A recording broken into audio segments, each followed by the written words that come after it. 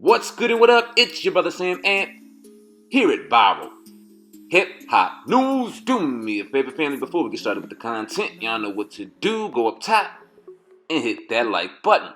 And make sure you go ahead and hit that notification bell too while you at it. Let's get popping. Alright, so I was on IG a couple hours ago. I'm scrolling through doing my thing and I see a post by J Prince. I always pay attention when he drops content because there's always something to talk on, expound on, etc. But this one really caught my attention. I was like, damn, what's going on with this? So let me read this, drop the picture, and I'll expound on my commentary. Now, this is what the caption read. All of my adulthood life, I had to avoid being set up by law enforcement in the streets. I vowed with an oath to God in my early 20s to never contribute to this aspect of the game anymore in my lifetime. So, you can only imagine how I'm feeling about this violation that's taking place in the streets of Houston with my brand Rap-A-Lot Records on narcotic pills. I need to know if the police or the streets are behind this because it's a violation. If you're caught making, selling, using narcotics with my branding illegally imprinted on them, you're in violation and will have bigger problems than just the police. Let the search begin. Mob ties, family, and friends get at me with information. Now, obviously, you guys can see up top right there this little blue pill. And if you scroll in, it says Rap-A-Lot Records. Very similar to J Prince's Rap-A-Lot Records logo. J Prince is a legend down in Houston, a legend throughout the hip-hop world, starting Rap-A-Lot Records, I believe, if I'm not mistaken, sorry if I'm wrong, in the late 80s and early 90s, doing this thing, having the Ghetto Boys, Willie D, Scarface, and Bushwick Bill, rest in peace, and then transitioning into the boxing game. I remember J Prince more so in boxing because the music happened a little earlier in my time when I was younger, but I remember him managing Floyd Mayweather and all them stories and really learning about who J Prince was throughout boxing and just in reading and just understanding who he was. But this right here is crazy and it's very alarming what he says, that he may think that the police may be setting him up now. I read some of his book. I didn't get to read all of it yet, but I'm going to read it all. But I've heard stories about him having run-ins with the cops. And I remember one particular story, he felt as though he was being set up out in Texas, and it got real because he was out there. It was dark. There was nobody around. The scene was set perfectly for something real fishy to fucking go on. And he had his gun, and the gun was there, and it was ready, and the cop had his gun, and he told the cop, listen, I'm not getting out my car, or I'm not taking my hand off the gun because I don't know what's about to go down. I don't know if the cop was, I don't even think the cop was uniform. It might be one of them undercover type situations. Make a long story short, the shit got real. His life was in danger, but he made sure that he held his position and let that officer or let whoever was in an authority position know by no stretch of the imagination was he going out like a sucker, and if he went, so was he. I thought that was very, very just powerful at the time. It was in his book as well as numerous stories that he told, and this is just how he walks. I mean, he's very prideful, has a lot of love and a lot of respect down there in the Texas area, as well as the world. And when he says these things, he means it. And when you look at what that is trying to portray, you're trying to basically say that this piece of narcotic is from J Prince or is endorsed by J Prince. And when you're out here trying to do the things that he's doing, advocating for people behind bars that he feels are unjust, trying to help out the community in this area, doing things to uplift the black brothers and sisters throughout the world in his community, this negative kind of connotation can obviously throw a black eye on all the things that he's trying to accomplish out here as an author, as a boss, just doing what he's supposed to do as far as his helping and doing right by the community. Very interesting that he thought maybe the police were involved. You would see how you can see how the streets are involved too. Somebody just ignorant and not really understanding the significance and circumstances behind what they're doing, throwing Rap-A-Lot Records on there to make it look dope, to make it look more catchy, to make it look more trendy, to make it look more sellable. And I'm sure that it's fucking working, but now J Prince has his hand on it. He's seen it. It's out there on wax, and he wants it to stop. Now, a lot of people, and I'm sure we'll talk about this on the podcast because we talked about J Prince since he's really got on Instagram and started dropping things as he does it. And I remember the first thing he talked about was when the young brother got his chain took, and he wrote out this long, extensive post, and a lot of people had questions to it, whether or not that was proper, whether or not that was J Prince like. But I like how he's doing this, and I said this when he talked about Larry Hoover. I like how he's using his platform because he sees how these young people are starting to work I like how he's using his platform to give a message that we customarily did not see over your social media airwaves, and he's still doing it in a way where he's keeping a level of his integrity while still getting his point across. So very serious situation. Jay Prince dropped what he dropped on IG, letting people know that it will not be accepted. And y'all, I mean, in the comment section, if y'all live down in that area, got any information, drop it in the comments. Let's get a dialogue. Let's get a bill going. I want to hear what y'all saying out there in the streets. Leave a comment in the comment section. Let me know what you think of this. Also, in the description box, there's some links to our Twitter and IG, which you also see up top. And make sure you subscribe to the most dangerous, most underrated podcast on iTunes, Spotify, Google Play, and all major online outlets to date. The Hip Hop Uncensored podcast with my brother Old God over at Hip Hop News Uncensored. We drop content 4 days a week.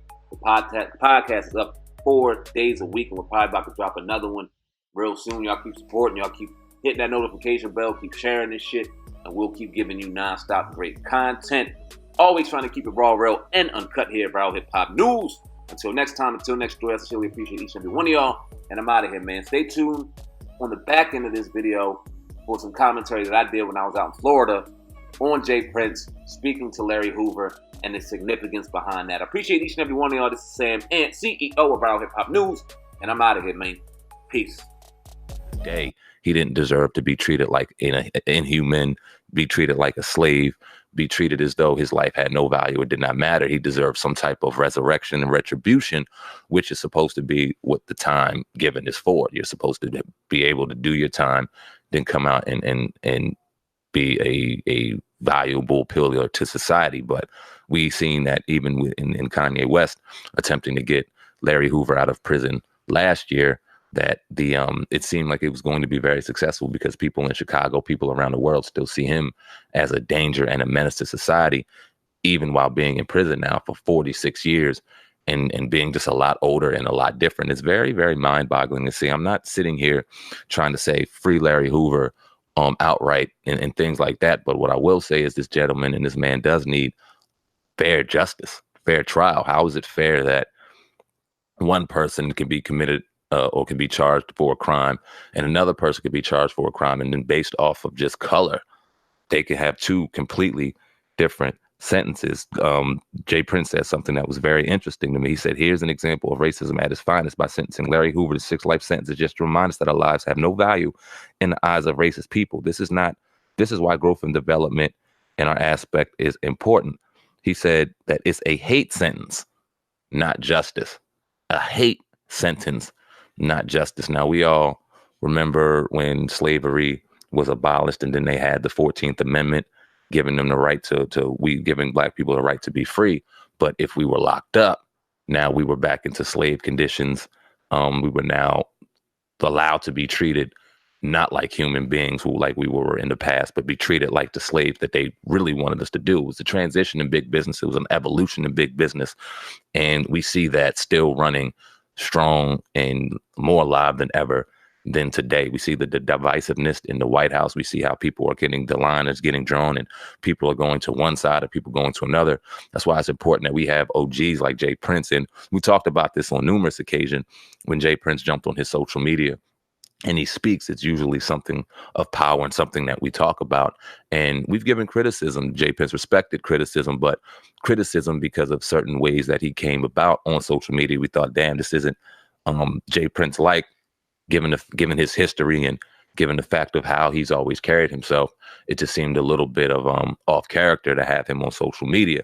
But I think it's a blessing in disguise to have someone of the knowledge and of the mindset of a Jay Prince to use his social media platform to educate and to properly talk, because outside of that, when will we ever be able to really have a conversation or listen to a conversation between legendary, iconic Houston legend Jay Prince and Larry Hoover? I mean, it's a powerful thing to see. It's a powerful dialect to have.